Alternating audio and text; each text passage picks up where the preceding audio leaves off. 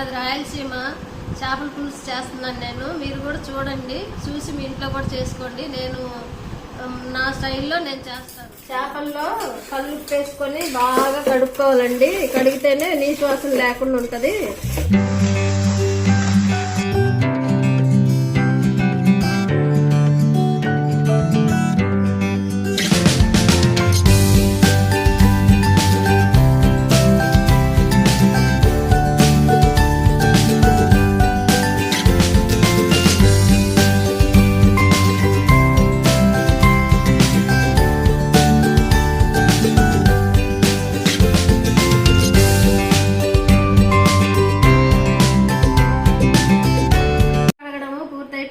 ఇప్పుడు ఉప్పు, పసుపు, కారం అవి వేసి కలిపి పెడుతున్నానండి. అల్లం వెల్లుల్లి పేస్టు అన్నీ వేస్తాను. ఉప్పు బాగా పడితే మంచిగా ముక్కకు రుచి ఉంటుందండి బాగా.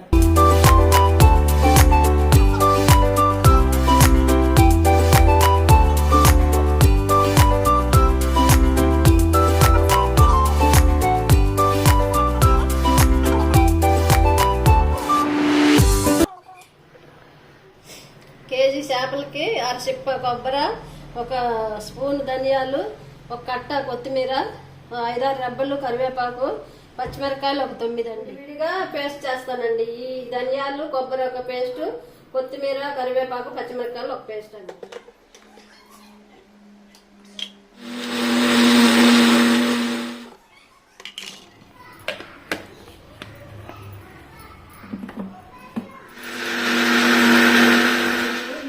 చేసి పెట్టుకున్నాను. ఉప్పు, కారం, పసుపు కలిపిన చేపలు ఇక్కడ పెట్టుకున్నానండి.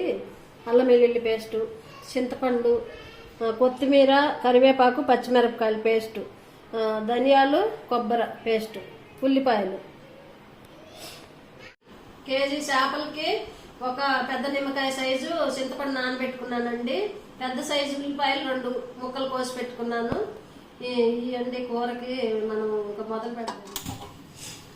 ఇప్పుడు నూనె, కొబ్బరి నూనె అండి నేను చేపల కూరలో వాడేది. మా అమ్మాయి దగ్గరికి వచ్చాను ఇప్పుడు. కేరళలోని నుంచి వంట చేస్తున్నాను నేను.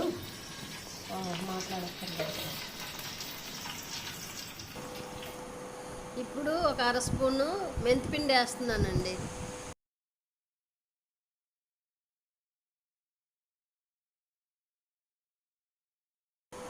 ఇప్పుడు మెంతిపిండి బాగా వేగిందండి. ఉల్లిపాయలు వేస్తున్నాను.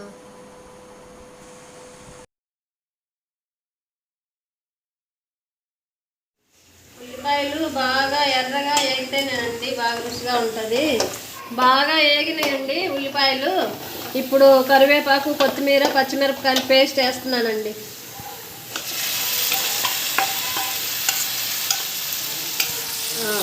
ఇది కూడా బాగా ఫ్రై అవ్వాలి.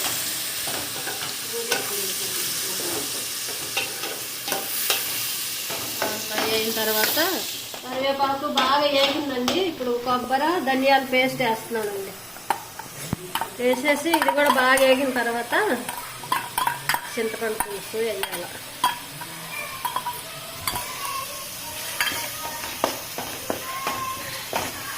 కొద్దిగా కారం వేసుకోవాలండి. నేను 2 స్పూన్లు వేసానప్పుడు ఇప్పుడు 1 స్పూను పచ్చిమిరపకాయలు ఈ కారం సరిపోదేమని ఇంకొక స్పూన్ వేసానండి కారం.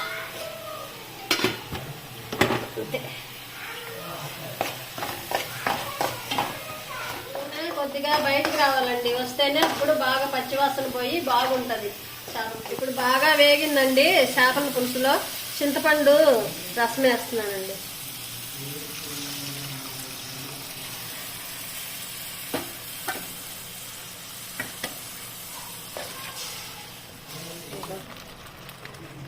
ఇంకా కొంచెం వాటర్ వేసి చేపల పులుసులోకి పులుసు బాగా కొయ్యాలండి.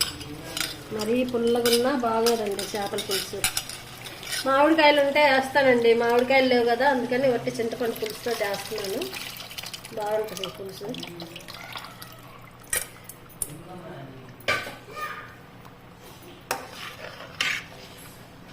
చింతపండు పులుసు పోసానండి.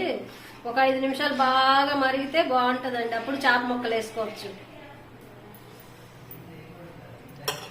పులుసు బాగా మరుగుతుంది. ఇప్పుడు చేప ముక్కలు వేస్తున్నానండి. దగ్గరకు వచ్చింది.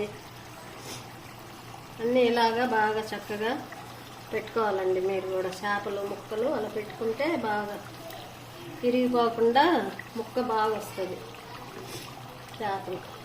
మళ్ళా ఇది కలబెట్టాలంటే గెంటి పెట్టకూడదండి. మామూలుగా గుడ్డ తీసుకొని దాన్ని బాగా ఇలాగా తిప్పుకుంటా ఉండాలండి. మామూలుగా అయితే మట్టి కుండలో చేస్తానండి. మట్టి కుండలో చాలా టేస్ట్గా ఉంటుంది చేపల పులుసు. ఇప్పుడు మామూలు దాంట్లో చేస్తున్నాను, తపాల్లో చేపలు చెట్టి చేస్తున్నానండి.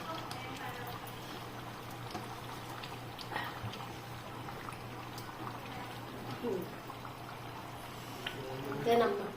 ఇప్పుడు ముక్కలు చితికిపోకుండా బాగా బయట గుడ్డ తీసుకొని ఇలాగా కలుపుకోవాలండి. కలుపుకొని మళ్ళీ పెట్టాలి.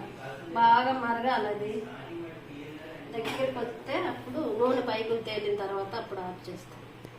ఇప్పుడు ఒక 10 నిమిషాలు బాగా మరగాలండి. మంట తగ్గించేసి మూత పెడుతున్నాను. అది ఇలా మళ్ళీ ఒకసారి తిప్పుకొని పెట్టాలండి. నూనె పైకి వచ్చేదాకా కొద్దిసేపు ఉడకాలి, బాగా ఉడకాలి. నూనె బాగా. ఇది కూర మామూలుగా పులుసు అండి, ఎర్రగా ఉంటది. కారం, చింతపండు పులుసు అవి వేస్తే నేను కొత్తిమీర, కరివేపాకు, పచ్చిమిరపకాయలు పేస్ట్ చేసిన మూలాన కొంచెం గ్రీన్ కలర్ లో ఉంటదండి, ఎర్రగా ఉండదు. రుచి చాలా బాగుంటదండి.